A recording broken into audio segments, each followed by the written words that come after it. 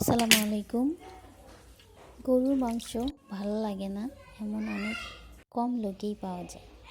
বাসায় যখন হঠাৎ করে গেস্ট আসে তখন মা এইভাবেই তাড়াহুড়ো করে রান্না করে।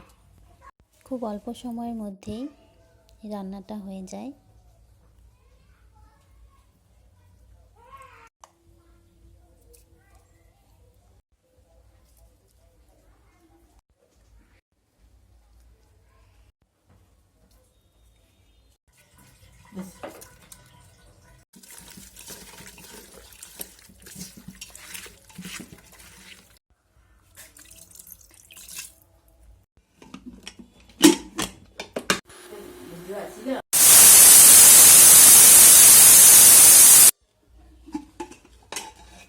অনেক সুস্বাদু হয়েছিল খেতে, সত্যি অসাধারণ।